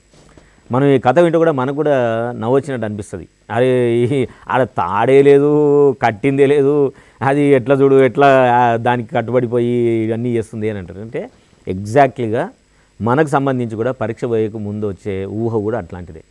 తాడు లేని తాడును కడితే అది ఎట్లయితే బందీ అయిందో, లేని తాడుని ఇప్పితే ఎలా అయితే ఫ్రీ అయిందని అనుకుంటుందో, అది దాన్ని మనం కండిషనింగ్ అంటాం. ఇలాంటిదే మన ఊహలకి మనం కూడా అట్లా బందీ అయిపోతాం. అచ్చంగా మనం ఒంటలాగానే ప్రవర్తిస్తాం. ఒంటే అలా ప్రవర్తించిందంటే ఎక్కువ అర్థం ఉంది. ఎందుకంటే అది ఒక జంతువు, అది ఎక్కువ ఆలోచించలేదు, అది కండిషన్ అయింది కాబట్టి కొన్ని వందల రోజుల నుంచి మనం అదే పని చేస్తున్నాం కాబట్టి దానికి ఒక అలవాటే అట్లా అయిందని అనుకుంటాం. కానీ మనం అట్లా కాదు. ప్రొఫెసర్ హోవార్డ్ గార్నర్ ప్రిన్సిపల్ ప్రకారం ఏంటంటే, ప్రతి వ్యక్తి పుట్టుకతోటే అత్యంత ప్రతిభావంతుడైన వ్యక్తిగా పుడుతున్నాడు. పుట్టుకతోటే దాదాపుగా 10 రకాల తెలివితేటలతో పుడుతున్నాడు. Thousands of crores of neurons మన బ్రెయిన్లో ఉన్నాయి. అపారమైన జ్ఞాపక శక్తి, ఇన్ఫైనైట్ మెమరీ. రీసెంట్ రిజల్ట్స్ కూడా ఏం చెప్తున్నాయంటే, బ్రెయిన్కి సంబంధించి చాలా ఇన్ఫైనైట్ మెమరీ ఉందని. దాన్ని మనకున్న మెజర్మెంట్స్తో కొలవలేనంత మెమరీ మన బ్రెయిన్లో ఉంది. బ్రెయిన్లో ఉన్న ఒక్క న్యూరానే మన ఇంట్లో కంప్యూటర్లో ఉన్నంత మెమరీకి సమానమని తెలియజెప్తుంది. మరి అంత అత్యంత శక్తివంతమైన బ్రెయిన్ మనం కలిగి ఉండి ఈ చిన్న చిన్న ఊహలకి మనం బందీ చేసుకోవడానికి మనం ఏ రకంగా కూడా మనం అర్హులం కాము. కాబట్టి ఇలాంటి ఊహలు వచ్చినప్పుడు మనం దాన్ని ఇగ్నోర్ చేయడం నేర్చుకోవాలి. లేదు వెంటనే మనం ఒక పాజిటివ్ సజెషన్ ఇచ్చుకోవాలి. ఊహనే మన ఫిజియాలజీని కంట్రోల్ చేస్తుంది. ఊహనే మన మేధస్సుని కంట్రోల్ చేస్తుంది. ఊహనే మన భయాల్ని పెంచి పోషిస్తుంది. కాబట్టి అలాంటి ఊహలు వచ్చినప్పుడు మనం క్వశ్చన్ చేసుకొని ఛాలెంజ్ చేసుకొని మనం దాని నుంచి బయటికి వచ్చే ప్రయత్నం మనం కాన్షియస్గా ఎప్పుడైతే చేస్తామో అప్పుడు మీకున్న ప్రజ్ఞాపాఠవాలన్నీ, మీకున్న సమర్థత అంతా కూడా మీకు అందుబాటులోకి వస్తుంది. కాబట్టి మనం ఇచ్చుకునే బ్రెయిన్ సజెషన్ వల్లనే మనం బెటర్ కావడానికి ఎక్కువ అవకాశం ఉంటుంది. అందుకే సైకాలజీ సంబంధించి ఒక గ్రేటెస్ట్ ఇన్నోవేషన్ ఏంటంటే, people rise in the life because of the decisions about their life, not because of the conditions and situations అని. అంటే మనిషి ఎవరైనా సరే తన జీవితంలో ఉన్నత స్థానానికి వెళ్ళాలనుకునే వాళ్ళు వాళ్ళ జీవితం పట్ల వాళ్ళు తీసుకునే నిర్ణయమే వాళ్ళని గొప్పవాళ్ళని చేస్తుంది తప్ప వాళ్ళ జీవితంలో ఉండే పరిస్థితులు కండిషన్స్ కావని. మనం ఎంతోమంది జీవిత చరిత్రలు చూసాం, మనం ఎంతోమంది వ్యక్తుల చరిత్రలు కూడా చూసాం. ఎందుకంటే మన తెలంగాణ గవర్నమెంట్లోనే మనకు వెంకటేశం గారని ఐఏఎస్ ఆఫీసర్ ఉన్నారు, ఇప్పుడు ప్రిన్సిపల్ సెక్రటరీ గారు. వారు చాలా చిన్నగా ఉన్నప్పుడే వాళ్ళ నాన్నగారు చనిపోతే వాళ్ళ అమ్మ మామూలు వ్యవసాయ కూలి పని చేసి పిల్లవాడిని చదివించింది. తను 10th ఇంటర్ ఉన్న స్థాయి లోపలనే తను ఒక నిర్ణయం తీసుకున్నాడు, ఎలాగైనా సరే నేను ఐఏఎస్ ఆఫీసర్ కావాలని. ఆ నిర్ణయం తను రోజు వాళ్ళమ్మ కూలి చేసి పిల్లవాడికి అవసరాలు తీర్చగలిగే స్థాయి నుంచి ఈ రోజున ప్రిన్సిపల్ సెక్రటరీ స్థాయికి చేరాడు అని అంటే that is a greatest decision he has made. నాకు చాలా లక్కీ ఏంటంటే ఆ సెక్రటరీ గారితో పనిచేసే అవకాశం దొరికింది మధ్యలో. సో వారితో మాట్లాడుతున్నప్పుడు వాళ్ళు ఇచ్చే ఇన్పుట్స్ కానీ వాళ్ళ సజెషన్స్ కానీ అవన్నీ కూడా ఆ సమయంలో తను ఏ విషయాలు తను ఇబ్బంది పెట్టేది, ఎలా తను బయటికి వచ్చాడు అనే విషయాలు మనం అర్థం చేసుకుంటే అంత తక్కువ స్థాయి జీవితంలో ఉన్నా సరే చాలా గొప్పగా మనని మనం ఎదిగించుకోవడానికి తను చేసిన ఎఫర్టు మనిషిని గొప్ప వాళ్ళని చేస్తుంది అనేది సైకాలజీలో కనుక్కున్న సూత్రం. Sir is going to become a best example. కాబట్టి మనకున్న పరిస్థితులు ఎప్పుడూ ఉంటాయి, ఆ పరిస్థితులను తలుచుకొని పరిస్థితులు నాకు ఇట్లున్నాయి కాబట్టి నేను సరిగా చేయటం లేదు అనేది మనం చేయాల్సిన పని నుంచి పారిపోవడానికి ఉపయోగపడుతుంది తప్ప నిజంగా మనం పర్ఫార్మెన్స్ చేయడానికి ఉపయోగపడదు అనేది మీరందరూ అర్థం చేసుకోవాలి. కాబట్టి మనకున్న పరిస్థితులను పదే పదే మన పర్ఫార్మెన్స్కి తక్కువ కావడానికి అది కారణం అని మనం చూపించుకోకూడదు. ఒక కాలర్ వచ్చింది, ఒక కాల్ తీసుకుందాం మనం. హలో చెప్పండి సార్. మరి నాకు మ్యారేజ్ అయింది సార్. నా మ్యారేజ్ ముందు ఆధార్ కార్డు వేరే ఉంటుంది కదా సార్, అది ఆధార్ కార్డు అప్పుడు ఉన్నప్పుడు అప్లై చేశాను. మ్యారేజ్ అయిపోయిన తర్వాత ఆధార్ కార్డు నెంబర్ మారిపోయింది, పేరు కూడా మారిపోయింది. ఫస్ట్ ఏమో బిఫోర్ మ్యారేజ్ ఏమో తిరుమల ఉండే, మ్యారేజ్ తర్వాతనేమో లావణ్య అనే పేరు. ఇప్పుడు ఎట్లా మరి ఆధార్ కార్డు ప్రాబ్లమ్ ఏమన్నా? ఇప్పుడు నీ ఆధార్ కార్డు రెండు ఉన్నాయా ఒకటే ఉందా? అది పనికి రాదు కదా సార్ పాతది. అదే అమ్మా, ఇప్పుడు మీకు సందేహం ఉంటే ఒకసారి మీ సంబంధిత అధికారులను ఒకసారి ఫోన్ చేసి కనుక్కోండి. నాకు తెలిసి ఇట్లాంటి ఆధార్ కార్డు సంబంధించిన ఇష్యూస్ ఉన్నా కూడా ఆ ఆల్ టికెట్ బేస్ చేసి మీరు ఏ నెంబర్ అయితే ఆల్ టికెట్లో అంతకుముందు ఏమైనా యాడ్ చేసి ఉన్నారో మీరు అదే తీసుకెళ్ళాలి. లేదు ఈలోగా మీరు మారింది అనుకుంటే ఒకసారి టీఎస్పీఎస్సీని వాళ్ళతో సంప్రదించండి, you will get the clarity. And ఇట్లాంటి చిన్న సమస్యల గురించి మీరు ఎక్కువ ఆందోళన పడాల్సిన అవసరం లేదు, దానికి సంబంధించిన అరేంజ్మెంట్స్ కూడా వాళ్ళు చేస్తున్నారు. కాబట్టి మీరు వాళ్ళతో మాట్లాడండి, మీరు నిర్బంధంగా ఎగ్జామ్కి వెళ్ళి రాసిరండి. రైట్. సో మనము ఆలోచించే పద్ధతిని మనం బెటర్మెంట్గా ఏ రకంగా ఉండాలి అనే ఆలోచన మనం ఎప్పుడైతే చేసుకుంటామో మన జీవితానికి సంబంధించి మన నిర్ణయం తీసుకున్నాం కాబట్టి ఆ నిర్ణయం ప్రకారమే మనం మూవ్ కావడానికి ఎక్కువ అవకాశం ఉంటుంది. కాబట్టి మనకు వచ్చే ఈ ఒత్తిడి ఏదైతుందో మనం ఫ్యాట్లో ఫియర్ గురించి మనం మాట్లాడుకున్నాం. అంటే ఊహ మనని ఎట్లా చేస్తుంది కాబట్టి ఆ ఊహను మనం నమ్మి ముందుకు పోవాల్సిన అవసరం లేదు. మనం ప్రశ్నించుకుంటూ మనని చాలా రేషనల్గా ఆలోచించుకుంటూ వాస్తవంలోకి వచ్చి మనం ప్రిపరేషన్ను కొనసాగిస్తూ వెళ్ళడం ఇస్ ద మోస్ట్ ఇంపార్టెంట్. ఇంకా ఏలో యాంగ్జైటీ గురించి చదువుకున్నాం. అంటే మనం నేర్చుకున్నది ఎగ్జామ్కి వెళ్ళిన తర్వాత సరైన ఆన్సర్ పెట్టగలుగుతామా లేదా. మనం ఇన్ని రోజుల ప్రిపరేషన్ తర్వాత మనని మనం నమ్మాల్సింది, మన బ్రెయిన్ నమ్మాల్సింది ఏంటంటే నేర్చుకున్నది చాలా అడిక్వేట్గా నేర్చుకున్నది గ్యారెంటీగా గుర్తుంటుంది. గుర్తులేని అంశాల గురించి పదే పదే గుర్తు తెచ్చుకోవడానికి ట్రై చేసి మనని మనం డిస్టర్బ్ చేసుకోవాల్సిన అవసరం లేదు. ఇప్పుడు గతంలో చదివిన అంశాలని మనం మళ్ళీ కళ్ళు మూసుకొని మళ్ళీ టెస్ట్ పేపర్లు పెట్టుకొని మీరు ఎప్పుడు కూడా ఆ ప్రయత్నం చేయకండి. చదవని అంశాలు ఏమైనా ఉంటే కనుక వదిలేయండి. మీ ఫ్రెండ్ ఫోన్ చేసి అరే వీళ్ళకి చాలా ఇంపార్టెంట్ అట, ఇప్పుడే సారు నాకు హైదరాబాద్ నుంచి ఫోన్ చేసిండు, నువ్వు ఈ చాప్టర్ ఇప్పుడు చదవాలి అని అంటే దయచేసి వాటికి ఫుల్ ఎగ్జైట్ అయిపోయి మీరు చదివే ప్రయత్నం చేయకండి. ఇన్ని రోజుల నుంచి మీరు ఎంత పోర్షన్ సిలబస్ చేశారో చదువుకున్నారో అదే సిలబస్ని మీరు రాసుకున్న సినాప్సిస్ చూడండి. మళ్ళీ మీరు వెళ్ళి టెక్స్ట్ బుక్లు చదవడం మళ్ళీ అవి చేయకుండా సినాప్సిస్ చదివే ప్రయత్నం చేయండి. మళ్ళీ ఒక కాల్ వచ్చింది, మనం కాల్ తీసుకుందాం. హలో చెప్పండి సార్. అది హాల్ టికెట్ కలర్ జిరాక్స్ తీసుకొని రావాలండి? తీసుకోండి కన్ఫర్మ్గానా? ఇప్పుడు అంటే క్లారిటీ లేకపోతేనా లేకపోతే క్లారిటీగా ఉన్నా పర్లేదా? ఇప్పుడు మీకు ఈ రెండింటి పట్ల సందేహం ఉంటే ఒక కలర్ జిరాక్స్ తీసుకోండి, ఏం పెద్ద నష్టం ఏముంది చెప్పండి. కలర్ జిరాక్స్ తీసుకోమంటారా? తీసుకొని వెళ్ళండి. సో ఈ యాంగ్జైటీ నుంచి మనని మనం కాపాడుకోవడానికి బెటర్గా ఏంటంటే ఈ రకమైన ఆలోచనని వాస్తవికత కూడిన ఆలోచనలో చేసుకుంటూ వెళ్ళడం. తర్వాత ఎగ్జామ్లో ఒక ప్రశ్న రాస్తున్నప్పుడు మూడో ప్రశ్న రాస్తున్నాం మనం, దాని ఆన్సర్ మనకు దొరకలేదు. చాలామంది ఏం చేస్తారంటే ఆ ప్రశ్న మీద ఎక్కువ సమయం కేటాయిస్తారు. అలా ఎక్కువ సమయం ఒకే ప్రశ్న మీద కేటాయించడం వల్ల మనకు వచ్చే పెద్ద నష్టం ఏంటంటే ఆ తర్వాత వచ్చే ప్రశ్నలు నిజంగా మనకు చాలా ఈజీగా మనం చదివిన సిలబస్లో నుంచి వచ్చి ఉన్నప్పటికీ కనీసం ఆ ప్రశ్నను చదివే సమయం కూడా మనం కోల్పోవడానికి ఎక్కువ అవకాశం ఉంటుంది. కాబట్టి పరీక్షలు రాస్తున్నప్పుడు అభ్యర్థులందరూ గుర్తుంచుకోవాల్సింది ఏంటంటే మనం ప్రశ్న చదువుతున్నప్పుడే దాని ఆన్సర్ ఏందో మనకు స్ట్రైక్ కావాలా. మనం ఒక ప్రశ్నను మనం 2 సార్లు తర్వాత 3వ సారి కూడా చదువుతున్నామంటే ఆ క్వశ్చన్ మనకు ఆ సబ్జెక్టు మనకు చాలా కొత్తది, మనం ఇంతకుముందు చూడలేదని అర్థం. కాబట్టి అలాంటి ప్రశ్నను పదే పదే చదివి మీ సమయాన్ని వృధా చేసుకోకండి. క్వశ్చన్ చదివిన తర్వాత మనకు అర్థం అవుతేనే మనం ఆన్సర్ల గురించి వెతకాలి. లేదనుకోండి వెంటనే మీరు దాన్ని వదిలేసి ఇంకో క్వశ్చన్కి వెళ్ళండి. 4వ క్వశ్చన్ చదువుతున్నప్పుడు 3rd క్వశ్చన్ ఆన్సర్ సరిగ్గా పెట్టలేదు కాబట్టి 4వ క్వశ్చన్ చదువుతున్నప్పుడు 3rd క్వశ్చన్ యొక్క ఆన్సర్ ఏంటి అని సగం ఆలోచిస్తూ సగం ఈ ప్రశ్న చదువుతూ మొదలుపెట్టారనుకోండి మీకు 2 ప్రశ్నలు లాస్ అవుతుంది. 3rd ప్రశ్న ఎట్లాగో తప్పు పోయింది, 4th ప్రశ్న కూడా గ్యారంటీ మీకు తప్పు చేస్తున్నట్లు లెక్క. కాబట్టి మీరు ఏం చేయాలంటే total time of presence of mind అంటాం. అంటే 3వ ప్రశ్న చదువుతుంటే మీరు ప్రపంచంలో ఆ టైంకి ఇది ఒక్కటే ప్రశ్న అప్లై చేయడానికి, ఈ ప్రశ్న సాధించడానికే మీరు ఉన్నట్టుగా మీరు అర్థం చేసుకొని ఆ ప్రశ్నకు అటెంప్ట్ చేయండి. తర్వాత 4th క్వశ్చన్కి వెళ్ళండి. 4th క్వశ్చన్కి వెళ్ళేలోగా 3rd ప్రశ్న మర్చిపోండి పూర్తిగా. 4th ప్రశ్నే చాలా సీరియస్గా చాలా కాన్ఫిడెంట్గా మీరు 4th ప్రశ్న చదవండి. ఆ 4th ప్రశ్నకు సంబంధించే మీరు ఆన్సర్ పెట్టండి. అలా నెక్స్ట్ 5th ప్రశ్న, అలాగే 6th ప్రశ్న.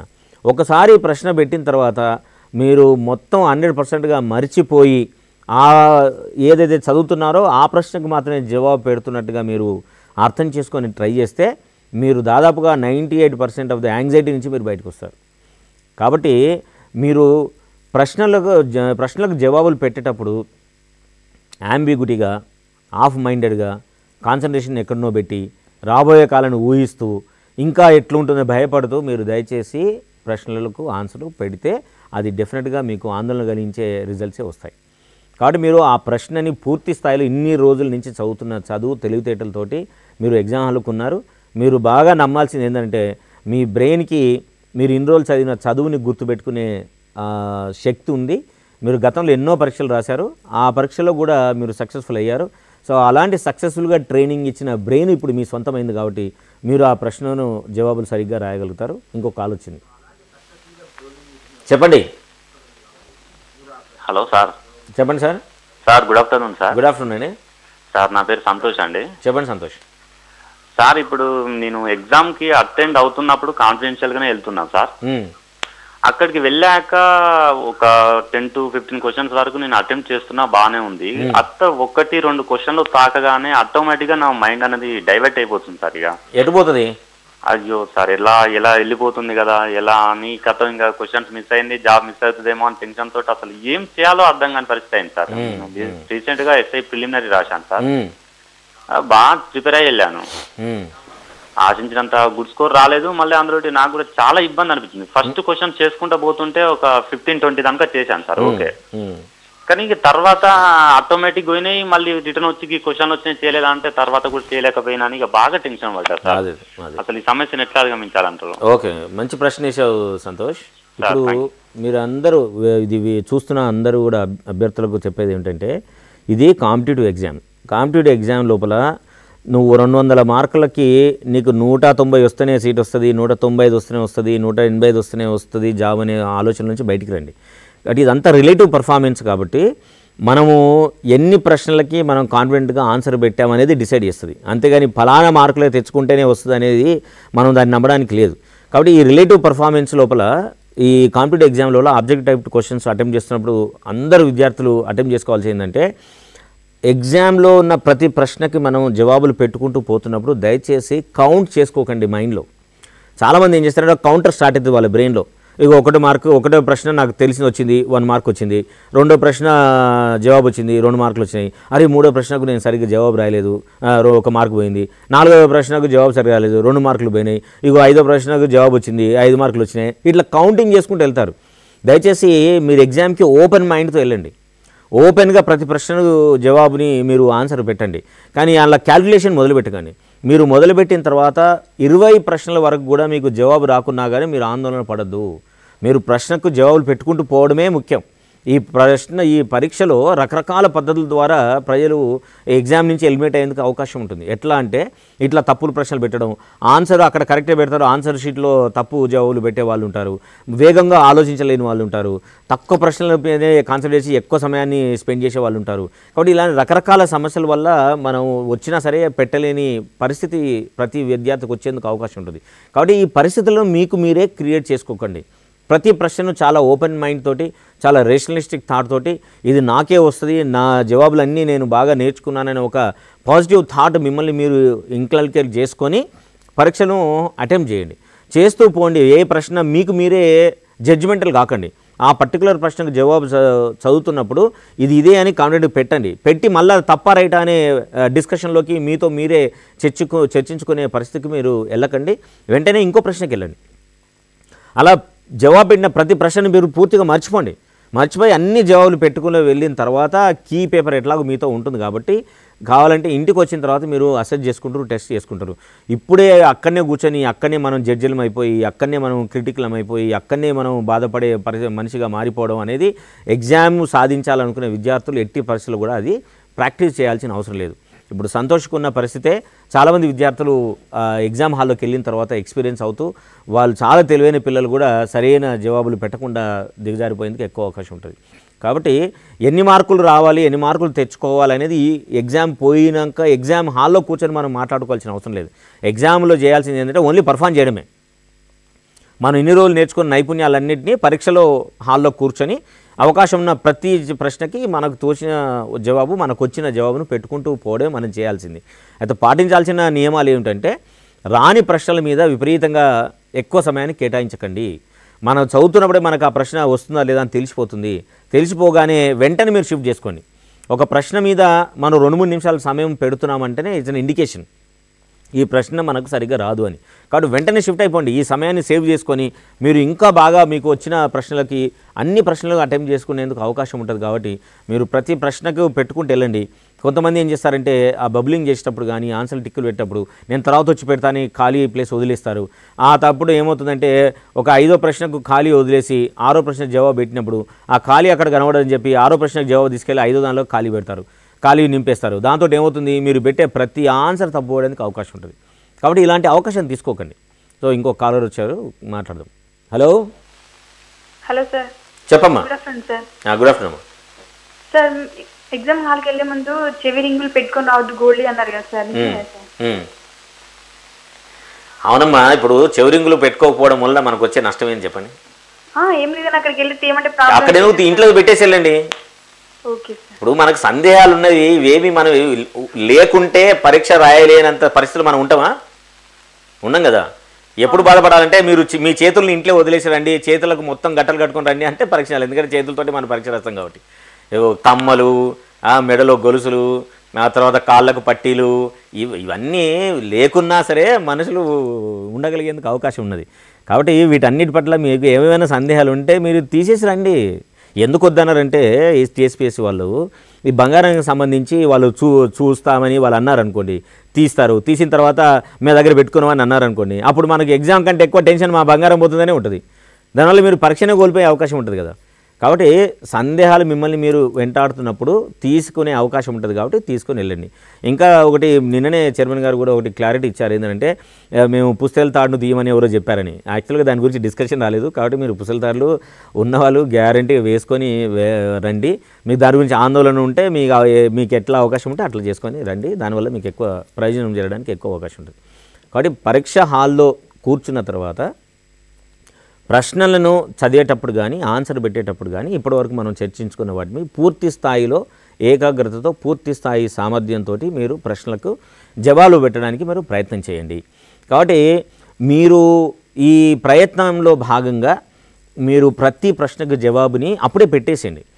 మళ్ళీ నేను మొత్తం అయిపోయిన తర్వాత ఈజీగానే పెట్టేసి మళ్ళీ హార్డ్కి వచ్చిన తర్వాత పెడతానంటే ఈ కాంపిటేటివ్ ఎగ్జామ్లో ఎక్కువ శాతం సమయం దొరకడం అనేది చాలా కష్టం. కాబట్టి అలాంటి సమయం పాలన చేసుకుంటూ ముందుకెళ్ళడం అవసరం. కాబట్టి మీరు పెట్టుకుంటూ వెళ్ళడమే చాలా శ్రేయస్కరమైన విషయం. కాబట్టి మీరు ఆ పద్ధతిని పాటించండి. అప్పుడు మీరు ఈ భయానికి సంబంధించి కానీ యాంగ్జైటీ సంబంధించి కానీ ఏమన్నా ఇష్యూస్ ఉంటే కూడా వాటి నుంచి మీరు చాలా సునాయాసంగా బయటికి రావడానికి మీకు ఎక్కువ అవకాశం ఉంటుంది.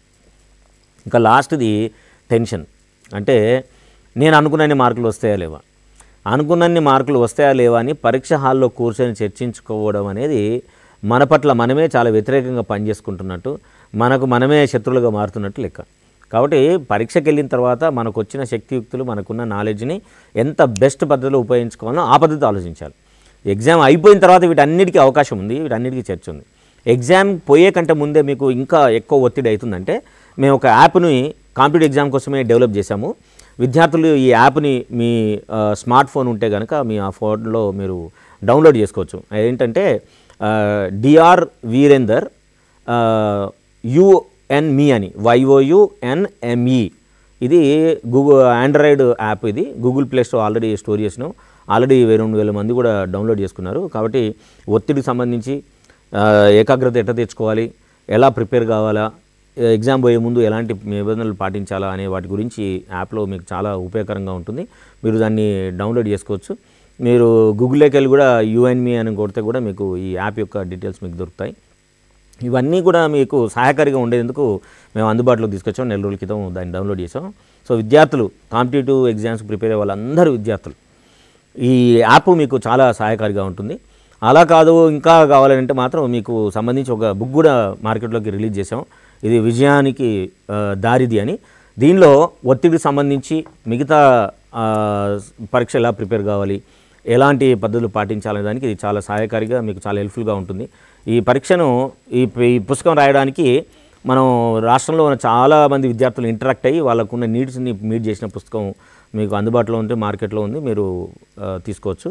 అది కాకుండా ఇంకో కలర్ వచ్చింది, కలర్తో మాట్లాడదాం. చెప్పండి.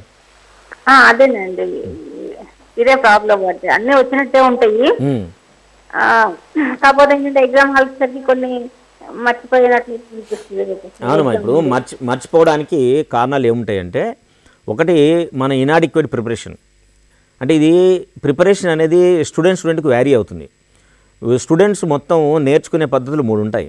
ఒకటి విజువల్ లెర్నర్స్ అంటాం, ఆడిటరీ లెర్నర్స్ అంటాం, కైనెస్థెటిక్ లెర్నర్స్ అంటాం. విజువల్ లెర్నర్స్ అంటే చూసి నేర్చుకునేవాళ్ళు, ఆడిటరీ లెర్నర్స్ అంటే విని నేర్చుకునేవాళ్ళు, కైనెస్థెటిక్ లెర్నర్స్ అంటే చేసి నేర్చుకునేవాళ్ళు, నేర్చుకున్నది చూడకుండా రాసి నేర్చుకునేవాళ్ళు. ఈ 3 పద్ధతిలో లెర్నింగ్ మెథడ్స్ మన మెథడ్ ఏందో తెలుసుకొని మనం ఆ పద్ధతిలో ప్రాక్టీస్ చేయడం ఒక పాటు. రెండోది, నేను ఎన్నిసార్లు అట్లా చేస్తే నాకు వస్తుందని తెలుసుకోవడం. ఫర్ ఎగ్జాంపుల్, నేను 5 సార్లు చదివితే నాకు రాదు ఏదైనా సరే. చిన్నప్పటి నుంచి కూడా నా పద్ధతి అది. నేను కనీసం 5-6 సార్లు చదువుతాను ఏదైనా సరే. నేను ధారాళంగా ఎదుటి వాళ్ళకు సరిగ్గా చెప్పగలగాలి అని అంటే నేను కనీసం 5 సార్లు చదవాలి. ఇది నా పద్ధతి. సో ఈ 5 సార్లు చదవకుండా నేను 2 సార్లు చదివాను అనుకోండి, దీన్ని ఏమంటామంటే ఇనాడిక్వేట్ ప్రిపరేషన్ అంటాం. ఇనాడిక్వేట్ ప్రిపరేషన్ అయ్యి మీరు అడిక్వేట్ పర్ఫార్మెన్స్ చేయాలి అని అంటే ఎట్లా సాధ్యమవుతుంది? కాదు. ఇది ఎట్లాంటిదంటే, మనం బియ్యం నీళ్ళు కలిపి పొయ్యి మీద పెట్టాము. మీరు ప్రెషర్ కుక్కర్లో పెడితే కనీసం 10 నిమిషాల పాటు మంట మీద పెట్టాలి. మీరు 10 నిమిషాలు పెట్టకుండా 2 నిమిషాలు పెట్టి 2 నిమిషాలు పెట్టి ఇంకా ఉడకలేదంటే ఎట్లా అవుతుంది? ఇది కూడా అంతే. కాబట్టి adequate preparation is very very important. కాబట్టి ముందు పరీక్షకు పోయే కంటే ముందు మనకు తెలియాలి ఏంది, నేను ఎన్నిసార్లు చదివితే నేను తిరిగి చూడకుండా అవసరమైనప్పుడు ఎదుటి వ్యక్తులకు చెప్పగలిగే స్థాయి నాకు వస్తుంది, ఆ శక్తి నాకు వస్తుంది అనేది ముందు మనం అసెస్ చేసుకుంటే పరీక్షలకు పోయేలోగా పరీక్షకు వెళ్ళిన తర్వాత కూడా మనం చాలా కంఫర్టబుల్గా ఆన్సర్ చేయగలుగుతాం. కానీ చాలామంది విద్యార్థులు ఏం చేస్తారంటే వాళ్ళను వాళ్ళు మభ్యపెట్టుకుంటారు. రాకున్నా సరే వచ్చినట్టు సిలబస్ మొత్తం ఫినిష్ చేయాలి కాబట్టి దానికి కావాల్సినంత సమయం ఇవ్వకుండా గబగబా చదివేసుకుంటూ సిలబస్ను పూర్తి చేసుకునే ప్రయత్నంలో ఉండి అది సమయానికి మనం పరీక్ష రాసే సమయానికి అది మనకు వచ్చినట్టు అనిపిస్తుంది, ఫెమిలియర్గా అనిపిస్తుంది, కానీ కరెక్ట్ ఆన్సర్ ఏందో మనకు తెలియదు. కాబట్టి ఇవన్నీ కూడా ఈ ఇనాడిక్వేట్ ప్రిపరేషన్ వల్లనే మనకు పరీక్ష సమయంలో మనకి ఇబ్బందులు వచ్చేందుకు ఎక్కువ అవకాశం ఉంటుంది. కాబట్టి అలాంటి ఇనాడిక్వేసీ నుంచి అడిక్వేసీ వైపు మనం మన గురించి మనం తెలుసుకొని ఆ పద్ధతులు మనం పాటించడం వలన మనం అనుకున్న విజయం మనం సాధించడానికి ఎక్కువ అవకాశం ఉంటుంది. కాబట్టి అభ్యర్థులందరూ కూడా ఈ పద్ధతులు ప్రిపరేషన్ కండి, అప్పుడు మీకు తప్పకుండా వచ్చేందుకు అవకాశం ఉంటుంది. ఇన్ని రకాలుగా ఇన్ని పద్ధతులు ప్రిపరేషన్ అయిన తర్వాత కూడా మనకు గుర్తు రావటం లేదు అంటే మన మీద ఒత్తిడి పనిచేస్తుందని అర్థం. ఒత్తిడి పనిచేస్తుందంటే మనం ప్రశ్నించుకోవాలి, ఏ ఆలోచన ద్వారా మనకు ఒత్తిడి వస్తుంది? పరీక్ష రాసిన తర్వాత రాదనే ఒత్తిడా, రాకుంటే మిగతా వాళ్ళందరూ ఏమనుకుంటారనే ఒత్తిడా, లేదు నేను ఇంకా చదవాల్సి ఉండేది అనే ఒత్తిడా, ఈ మూడింటిని మనం డివైడ్ చేసుకోవాలి. మనం ఇంకా చదవాల్సి ఉండేది అనేది ఇప్పుడు ఎగ్జామ్ రేపు అనే రోజున మనం ఇది మాట్లాడుకోవడం వల్ల మనకు లాభం లేదు. కాబట్టి చదివిన సిలబస్ని మళ్ళొకసారి మనం రివిజన్ చేసుకుందాం. ఎగ్జామ్ వెళ్ళిన తర్వాత మనం పూర్తి స్థాయిలో ఏకాగ్రతతోటి మనం పరీక్ష రాద్దాం. ఇది ఒక పద్ధతి ద్వారా మనం ఈ ఇంకా చదవాలనేది రాబోయే పరీక్షలకు మనం ఉపయోగించుకుందాం ఈ ఫీడ్బ్యాక్ అనుకొని ఉండడం. పరీక్ష రాకుంటే, ఉద్యోగం రాకుంటే వచ్చే ఒత్తిడి ఏంటి అనేది ఇప్పుడు ఈ రోజున మనం ఆలోచించుకోవాల్సిన అవసరం లేదు. అది పరీక్షను రాసి రిజల్ట్స్ వచ్చిన తర్వాత మనం ఆలోచించుకోవాల్సిన పద్ధతి. కాబట్టి ఈ ఒత్తిడిలో వచ్చే పద్ధతులు మనం దానికి రేషనలైజ్ చేసుకొని వెళ్ళడం. ఈ పరీక్ష రాసిన తర్వాత ఉద్యోగం రాకుంటే ఏమవుతుంది అనేది చాలా భవిష్యత్తులోకి వెళ్ళిపోయి మాట్లాడడం. కాబట్టి అది అనవసరమైన పద్ధతి. కాబట్టి విద్యార్థులందరూ కూడా ఈరోజు రేపు 13th రోజు వరకు కూడా మీరు just be in the present.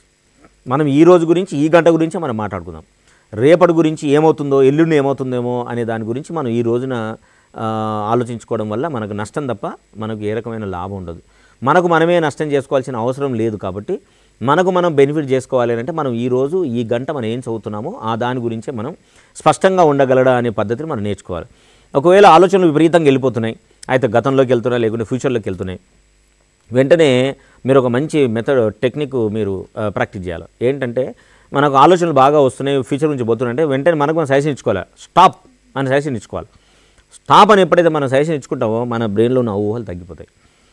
లేదు అది ప్రతిరోజు మనం అనుకోవడం కష్టంగా ఉంది, ఒకటి రబ్బర్ బ్యాండ్ వేసుకోండి, కొంచెం లూజ్గా ఉన్న రబ్బర్ బ్యాండ్ వేసుకొని అది ఆలోచన రాగానే లాగి వదిలేదు, చప్పని మనకు తగులుతుంది, దెబ్బ తగులుతుంది. దాంతో మన ఆలోచనలు చెల్లాచెదురైపోతాయి.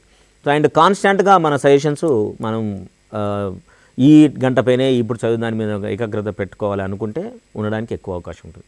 ఇంకొక కాలర్ వచ్చాడు, మాట్లాడదాం. హలో హలో, నమస్కారం సార్. నా పేరు దీప సార్, రామనగర్ నుంచి కాల్ చేస్తున్నాను. చెప్పండి సార్. నేను అన్ని ప్రిపేర్ అయ్యాను సార్. నేను గుడ్ అంతా వచ్చు, బట్ ఎక్కువ టెన్షన్ గా ఉంది సార్. భయం వేస్తోంది, వస్తుందా రాదా అనే టెన్షన్. మీరు ఇప్పటివరకు చెప్తున్నారు, చాలా కాన్ఫిడెంట్ గా ఉంటాను. ఏది చేసినా చాలా కాన్ఫిడెంట్ గా చేస్తాను, సక్సెస్ అవుతుంది. Very good. ఎందుకు ఇప్పుడు మాత్రం తెలియకుండా డిప్రెషన్ ఏంటో తెలీదు, బట్ టెన్షన్ మాత్రం ఉంది. సబ్జెక్ట్ వచ్చు నాకు, ఓకే, బట్ ఈ టెన్షన్ మాత్రం ఎక్కువ వస్తుంది సార్. దానివల్ల టెన్షన్ వల్ల ఎక్కడ మిస్ అవుతానో అనే భయం ఎక్కువగా ఉంది. ఓకే, ఇప్పుడు మీరు బాగా అర్థం చేసుకోవాలమ్మా, ప్రతి మనిషికి ఈ ప్రపంచంలో బిజినెస్ మన్ కానివ్వండి, పొలిటీషియన్ కానివ్వండి, ప్రైమ్ మినిస్టర్ కానివ్వండి, సైంటిస్ట్ కానివ్వండి, ఒక అన్నోన్ ఫియర్ మనం ఒక పని చేస్తున్నప్పుడు దాని నుంచి రిజల్ట్స్ ఆశిస్తున్నప్పుడు unknown fear is very common. అయితే ఈ అన్నోన్ ఫియర్ ఒక 20% వరకు ఉండడంలో తప్పులేదు. అది ఏం చేస్తుందంటే మనిషిని బాగా అలర్ట్ చేస్తుంది, యాక్టివ్ చేస్తుంది, హైపర్ చేస్తుంది, చాలా ఏమంటారు ఫోకస్డ్గా చేస్తుంది. కాబట్టి మీకున్న ఈ ఫియర్ పర్ఫార్మెన్స్ యాంగ్జైటీ అని అంటాము. ఆ పర్ఫార్మెన్స్ యాంగ్జైటీ అనేది అందరికీ ఉంటుంది, దానివల్ల మనకు ప్రయోజనం తప్ప నష్టం లేదు. కానీ ఇది 20-30% దాటి 60-70%కి వెళ్తే అప్పుడు అది మన మీద డాన్స్ చేస్తుంది, మనని నాన్ పర్ఫార్మర్గా మార్చేస్తుంది, మనం ఏం చేయకుండా తయారు చేస్తుంది. కాబట్టి ఇప్పుడు మీరు చెప్పిన మీ క్యారెక్టర్స్ని బట్టి మీరు ఆల్ త్రో కాన్ఫిడెంట్గా ఉన్నారు. కాబట్టి ఈ 20-20%ని మీరు నేర్చుకున్న అంశాలని మీరు ప్రదర్శించడానికి తీసుకునే ఒక అవకాశాన్ని పట్ల ఒక ఉద్వేగాన్ని మీరు పొందుతున్నట్టు మీరు అనుకోండి.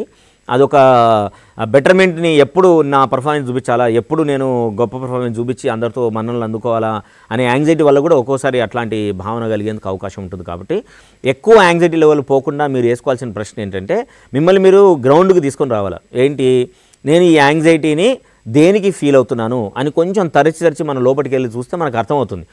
నాకు వస్తుందా లేదా అనేది పరీక్ష రాయకుండానే ఎలా నిర్ణయించుతాము. కాబట్టి ఇది రేషనల్ కాదు, ఈ ఫీలింగు వాస్తవం కాదు. కాబట్టి మీరందరూ గుర్తుంచుకోవాల్సింది ఏంటంటే ఫీలింగ్స్ మనకు చాలా వస్తాయి. Feelings are not facts. These are the most important mantra you need to practise in any exam before you go to any exam. Feelings are not facts. Facts ఏంటి? ఫ్యాక్ట్స్ ఏంటంటే గతంలో నేను చాలా పరీక్షలు రాస్తున్నాను, బాగా రాస్తున్నాను, గతంలో ఈ ఎగ్జామ్కి సంబంధించి నేను ప్రిపేర్ అవుతూ వస్తున్నాను, ఈ ప్రిపరేషన్లో నేను కొన్ని మాక్ టెస్ట్లు అటెండ్ అయ్యాను, దానిలో మంచి పర్ఫార్మెన్స్ ఉంది. So these are the facts. Feelings ఏంటి? నాకు రాదు, నాకు వస్తుందో లేదో, అందరు ఏమనుకుంటారో, ఇవన్నీ కూడా ఫ్యాక్ట్స్ కావు. సో మనం జీవితానికి సంబంధించి ఒక ముఖ్యమైన నిర్ణయం తీసుకునే ముందు ఫీలింగ్స్ మీద నిలబడి ఫీలింగ్స్ని బేస్ చేసుకొని మనం ఏ నిర్ణయం కూడా తీసుకోరాదు. దేని మీద బేస్ అయితే తీసుకోవాలి? ఫ్యాక్ట్స్ మీద బేసే తీసుకోవాలి. ఏంటి ఫ్యాక్టు? నేను ఈ పరీక్షకు చాలా బాగా ప్రిపేర్ అయ్యాను, గతంలో నాకు సక్సెస్ చాలా వచ్చాయి, ఇది ఫ్యాక్టు. సో ఈ ఫ్యాక్ట్ని నమ్మి మనం ఈ పరీక్ష పోతాము. సో ఈ ఫ్యాక్ట్లోనే మనం జీవిస్తాము. ఇది ఈరోజు ఈ క్షణం ఇది ఫ్యాక్టు, రేపు ఎల్లుండి ఫ్యాక్ట్ కాదు. కాబట్టి ఫ్యాక్ట్గా దానిలోకి వెళ్ళి అనవసరంగా ఫిక్షన్ని తీసుకొచ్చి మనకు అది నిజమైన భావన కలిగించేందుకు మెదడు నిరంతరం పనిచేస్తూ ఉంటుంది. కాబట్టి వాటి ఆటలు నేను కొనసాగించను. ఈ కైండ్ ఆఫ్ సజెషన్స్ మీకు మీరు ఇచ్చుకుంటే మీరు రేషనల్గా మారుతారు, మీరు వాస్తవంలో ఉంటారు. ఈ సమయంలోనే ఉండి పరీక్ష రాయడానికి ఎక్కువ అవకాశం ఉంటుంది. మీరు ఆ పద్ధతిని పాటించి మీరు పరీక్ష కనుక రాస్తే మీరు అనుకున్న రిజల్టే మీకు మళ్ళీ జీవితంలో రిపీట్ అయ్యేందుకు ఎక్కువ అవకాశం ఉంటుంది. కాబట్టి అభ్యర్థులు ఎవరైనా సరే భయానికి సంబంధించిన ఆలోచనలు వస్తే మీరు ఈ రకమైన సజెషన్స్, మీరు ఈ రకమైన ఆలోచన మీతో మీరు చేసుకోగలిగితే మీరు తప్పకుండా మీరు బయటికి రావడానికి ఎక్కువ అవకాశం ఉంటుంది. ఇంకా పరీక్షకు ప్రిపేర్ అయ్యే పద్ధతి లోపల అభ్యర్థులందరూ కూడా పాటించాల్సింది ఏంటంటే, చాలామందికి చాలా సెంటిమెంట్స్ ఉంటాయి. ఎట్లాంటి సెంటిమెంట్స్ ఎంత చిత్రం అనిపిస్తుంది అంటే, రీసెంట్గా ఒక గ్రూప్ 2 ప్రిపేర్ అయ్యే అతను వారం క్రితం నా హైదరాబాద్ సెంటర్కి వచ్చారు. హైదరాబాద్లో నేను U&Me అనే ఒక క్లినిక్ ఉంది. అదేంటంటే రెగ్యులర్గా విద్యార్థులందరూ కూడా ప్రిపేర్ అయ్యేటప్పుడు సజెషన్స్ ఇవ్వడానికి, వాళ్ళకు కాన్సన్ట్రేషన్ లోపాలు ఉంటే వాటిని సరి చేయడానికి, చదువు సంబంధించి లోపాలు ఉంటే వాటిని సరి చేయడానికి ఈ సెంటర్లో మేము పనిచేస్తాం. ఆ క్రమంలో అతను వచ్చి ఏమన్నాడంటే, సార్ లాస్ట్ టైం నేను ఎగ్జామ్ రాయకంటే పోతున్నప్పుడు నాకు ఎప్పుడూ ఒక పెన్ను ఉండేది, ఎప్పుడైనా నేను ఆ పెన్తో రాస్తాను, అనుకోకుండా ఆ రోజు ఏమైందో ఏమో ఆ పెన్ను కనిపించలేదు సార్ మా ఇంట్లో, అందరిని అడిగాను ఎవరు ఇవ్వలేదు, ఇక ఆ డిప్రెషన్ తోటి నేను ఎగ్జామ్కి వెళ్ళినాను, ఆయన ఎగ్జామ్ రాశాను, నేను అనుకున్న సీట్ రాలేదు సార్ అని. అంటే చూడండి మనం ఎంత తక్కువ స్థాయి ఆలోచన చేస్తున్నాం. యాక్చువల్గా ఏ ప్రశ్నకైనా జవాబు ఇచ్చేది బ్రెయిన్, చెప్పింది చేయడమే చేతి చేసే పని. చేతిలో ఏది ఉంటే ఆ పెన్న కత్తె ఇంకేదైనా ఆ పని చేయగలుగుతుంది. కానీ తనే నమ్ముతున్నాడు నా తెలివితేటలన్నీ పెన్నులే ఉన్నాయని నమ్ముతున్నాడు. ఇది సూపర్స్టిషన్ అంటాం, ఇది మూఢత్వం. కాబట్టి మనని డిసెంపవర్ చేసే ఎలాంటి ఊహాత్మకమైనా సరే మనం దాన్ని కన్సిడర్ చేయకూడదు. కాబట్టి మనం చదివిన చదువు, మనం నేర్చుకున్న నైపుణ్యం, మనం పరీక్షలో ఏ రకంగా జవాబులు అటెంప్ట్ చేస్తున్నాం అన్నదే మన జీవితంలో ఉన్న అత్యంత నిజమైన విషయం అనేది మీరు నమ్మి ఎగ్జామ్కి వెళ్ళండి. కాలర్ వచ్చారు, మాట్లాడదాం. Hello hello sir, good afternoon sir. Good afternoon తల్లి, ఎక్కడి నుంచి మాట్లాడుతున్నామా? హైదరాబాద్ నుంచి సార్. చెప్పమ్మా. సార్ యాక్చువల్గా ఏంటంటే నేను గ్రూప్ కోచింగ్ మొత్తం తీసుకున్నాను. Very good. కాకపోతే నేను మొత్తం సబ్జెక్ట్ అంతా చదివినాను, కానీ ఇప్పుడు నాకు టెన్షన్ ఏంటంటే వెళ్ళినాక అక్కడ ఆన్సర్స్ గుర్తొస్తాయా లేదా అని ఒక టెన్షన్ ఉంది సార్ నాకు. నువ్వేం చదువుకున్నావు తల్లి? నేను బీకామ్ సార్, 2007 పాస్ అవుట్. 2007లో పాస్ అవుతావు. ఇప్పుడు 2007 వరకు బీకామ్ వరకు అన్ని ఎగ్జామ్స్ రాసావా, ఊరికే వచ్చావా? లేదు సార్, రాసాను. రాసావు కదా, గుర్తొచ్చింది కదా. కరెక్టే, కానీ ఇది మళ్ళీ ఛాన్స్ రాదు కదా సార్ గ్రూప్ 2కి. మళ్ళీ ఛాన్స్ రాదు ఎవరన్నామా, మళ్ళీ ఛాన్స్ వస్తుంది, మళ్ళీ గ్రూప్ 2 పడతాయి. నేను ఎలిజిబుల్ అవుతానా లేదా అని. ఇప్పుడు ఈసారి నువ్వు చదివిన చదువును బట్టి నువ్వు రాయబోయే పరీక్ష ఎంత కాన్ఫిడెంట్గా రాస్తున్నావు, ఎన్ని ఆన్సర్లకు జవాబులు రాస్తున్నావు దాన్ని బట్టి, మిగతా వాళ్ళు ఎలా రాస్తున్న దాన్ని బట్టి ఇది వస్తుంది. అది వేరే విషయం. కానీ మీరు నమ్మాల్సింది మీ గురించి మీరేంటంటే, ఇది ఒక్కటే ఫైనల్ అవకాశం కాదు. కాంపిటేటివ్ ఎగ్జామ్ ప్రిపేర్ అయ్యే వాళ్ళందరూ గుర్తుంచుకోవాల్సిందే, ఇట్స్ ఎ ప్రాసెస్. మనం ఈ ఎగ్జామ్ కోసం చదివాము, బాగా చదివాము, ఈ ఎగ్జామే రావాలి అనే రూల్ ఏం లేదు. గ్రూప్ 1 ఉంది, గ్రూప్ 1 రావచ్చు. మనం ఇది మిస్ అవుతే మనం అనుకోవాల్సింది ఏంటంటే, the better opportunities head of you, that is the reason I was not really selected in this అనే ధోరణితో ఉండాలి. అంతేగాని ఇదే జీవితం, ఇదే ఫైనల్, ఇది రాకుంటే నా జీవితం లేదు అనే భావజాలంలో దయచేసి మీరు ఉండకండి. కాబట్టి మిమ్మల్ని మీరు ఎప్పుడు కూడా ప్రాసెస్ మీద కాన్సన్ట్రేట్ చేయండి, నాట్ ద ప్రోడక్ట్. మా అన్ఫార్చునేట్ ఏంటంటే మనం పెరుగుతున్న క్రమంలో మనందరికి కూడా ఓన్లీ రిజల్ట్ మీద ఎక్కువ ఫోకస్ చేయడం మనకు అలవాటు అయిపోయింది. కాబట్టి మనం ప్రాసెస్ని ఎప్పుడైతే బాగా చేయగలుగుతామో ప్రోడక్ట్ ఆటోమేటిక్గా బయటకు వస్తుంది. ప్రాసెస్ అంటే ఏంటి? మనం ఈ పరీక్షకు సంబంధించి ప్రాసెస్ చూద్దాం. గ్రూప్ 2 ఉంది, గ్రూప్ 2కి ఒక సిలబస్ ఇచ్చారు. ఆ సిలబస్ మనం చాలా సమర్థవంతంగా అధ్యాపకులతో చెప్పించుకున్నాం, మనం సిలబస్ చదివాం, మనం నోట్స్ ప్రిపేర్ చేసుకున్నాం, క్వశ్చన్ బ్యాంక్స్ అటెంప్ట్ చేసాము, ప్రీవియస్ క్వశ్చన్ పేపర్స్ కూడా ప్రాక్టీస్ చేస్తున్నాము, అవన్నీ కూడా బాగా పర్ఫామ్ చేశాము. సో మనం పరీక్ష ఫైనల్ ఎగ్జామ్ రాస్తున్నాము. సో ఇది ప్రాసెస్. వినడం, నేర్చుకోవడం, ప్రాక్టీస్ చేయడం, రీప్రొడ్యూస్ చేయడం, రైట్, మళ్ళీ వాటిని ప్రాక్టీస్ చేయడం, ఇదంతా కలిపి మనం ఒక ప్రాసెస్ అంటాం. సో ఈ ప్రాసెస్ అంతా నువ్వు నేర్చుకున్నావు అనుకో, ఆటోమేటిక్గా ప్రోడక్ట్ బయటకు వస్తుంది. ఈ ప్రాసెస్ ఏం చేయవు, సరిగ్గా వినవు, సరిగ్గా చదువుకోం, సిలబస్ పూర్తి చేయం, వాళ్ళు వీళ్ళు చెప్పిన మాటలు నమ్ముతాం, ఏదో కొంత అయింది అనుకుంటాం, ఎక్కువ అవతలకు ప్రొజెక్షన్ ఇస్తాం, బాగా చదివిన బిల్డప్ ఇస్తాం, కానీ నిజంగా మనం బాగా చదువు. ఇవన్నీ చేసి ఓన్లీ రిజల్ట్ రాలేదు, రిజల్ట్ మీద కాన్సన్ట్రేట్ చేస్తే ఎట్లా వస్తుందండి? It is not possible.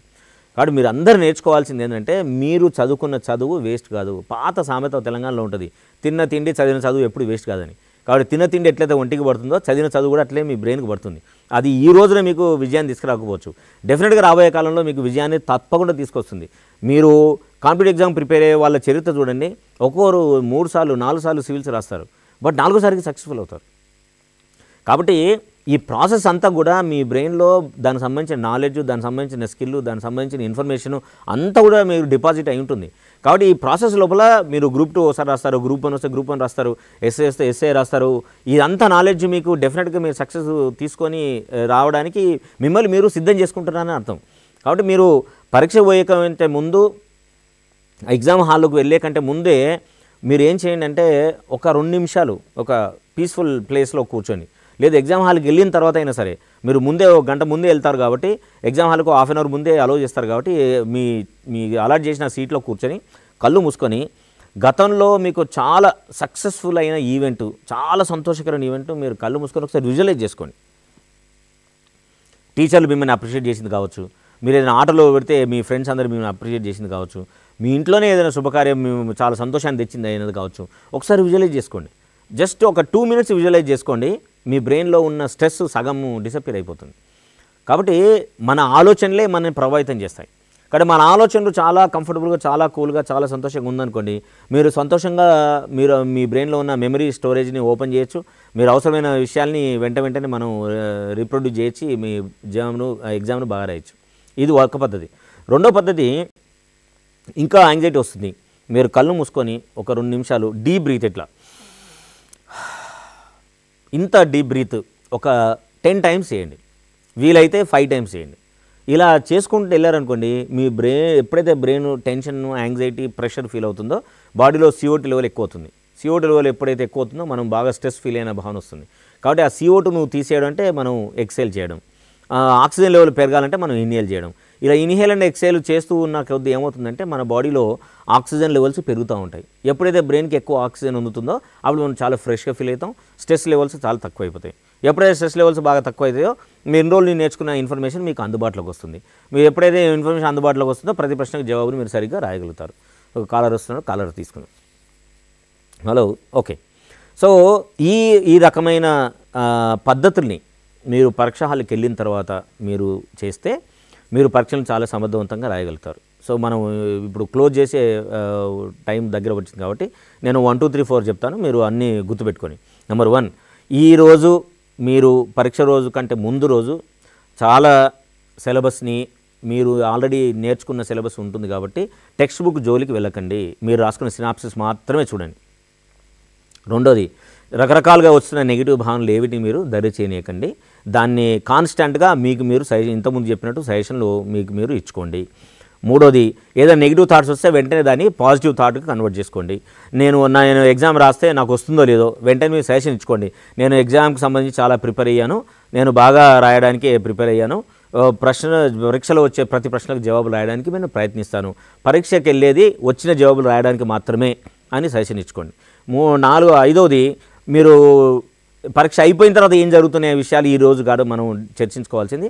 పరీక్ష రాసి మార్కులు వచ్చి రిజల్ట్స్ వచ్చిన తర్వాత దాని గురించి ఆలోచిస్తాను, ఇప్పుడు కాదు. నేను ఇప్పుడున్నది ఈ రోజుకు ఈ క్షణానికి సంబంధించే నేను డిస్కస్ చేస్తాను. Too much future, too much past is not necessary, being the present at ప్రజెంటే ఇంపార్టెంట్ అనేది సజెషన్ ఇచ్చుకోవడం. తర్వాత ఎగ్జామ్ హాల్కి వెళ్ళిన తర్వాత ఒక మంచి సక్సెస్ఫుల్ ఈవెంట్ కానీ, సంతోషకరమైన ఈవెంట్ కానీ కళ్ళు మూసుకొని విజువలైజ్ చేసుకోవడం. రెండోది, మీకు సంబంధించి పరీక్షలు బాగా రాసిన సిచ్యువేషన్ ఏమైనా ఉంటే కనుక అది గుర్తు తెచ్చుకోవడం వల్ల మీరు చాలా సానుకూలంగా మారేందుకు అవకాశం ఉంటుంది. హలో, చెప్పమ్మా. Hello sir. చెప్పమ్మా. Good afternoon sir. Good afternoon అండి. సార్, నేను హైదరాబాద్ నుంచి మాట్లాడతాను సార్. గ్రూప్ 2కి ప్రిపేర్ అవుతున్నాను సార్. ఇప్పుడు రాస్తున్నాము సార్ అది పర్ఫార్మెన్స్ ముందు ప్రిపేర్ అవుతున్నప్పుడు ఎగ్జామ్స్ బాగానే ఉంటుంది, బట్ ఆఫ్టర్ రిజల్ట్ చూసాక ఎగ్జామ్కి వెళ్ళిన తర్వాత డైవర్ట్ అయ్యి మైండ్ డైవర్ట్ అయ్యి సరిగ్గా రాయడం లేదు. ఇక్కడ వచ్చిన రిజల్ట్ కంటే మొత్తం తక్కువ రావడం జరుగుతుంది. ఎగ్జామ్ ఒక్కటి రాంగ్ వచ్చినా కానీ మొత్తం మైండ్ డైవర్టేషన్ అవుతుంది. ఎలా అక్కడ డైవర్ట్ అవుతున్న మైండ్ ని సెట్ చేసుకోవడం ఎలా, ఇక్కడ వచ్చిన స్కోర్ ని అక్కడ కూడా కంటిన్యూ చేయడం ఎలా, స్కోరింగ్ పెంచుకోవడం ఎలా. ఇక్కడనేమో 100 క్రాస్ అవుతుంది, అక్కడనేమో తర్వాత రావడం లేదు ఎలా అని దాని గురించి తెలుసుకోండి. టిప్స్ కోసం కాల్ చేశాను సార్. ఓకే అమ్మా, ఇప్పుడు మీరు అక్కడ ఎగ్జామ్ పోయేకంటే ముందు రాసిన పరీక్షలప్పుడు ఉన్న స్టేట్ ఆఫ్ మైండ్ ఏందో మీరు గుర్తుంచుకొని అదే స్టేట్ ఆఫ్ మైండ్ని మీరు పరీక్షలో తెచ్చుకోగలిగితే డెఫినెట్గా మీరు అంతే పర్ఫామ్ చేస్తారు. కాబట్టి మీరు ఆలోచించుకోవాల్సింది ఏంటంటే మీకు నాలెడ్జ్ ఉంది, ఒత్తిడి ఎక్కువ ఫీల్ అవుతున్నారు. ఎందుకు ఫీల్ అవుతుంది అంటే మన నుంచి మనం ఎక్కువ ఆశించినప్పుడు ఒత్తిడి ఎక్కువ వస్తుంది, మన వాస్తవాన్ని గుర్తించినప్పుడు మనకు ఒత్తిడి వస్తుంది.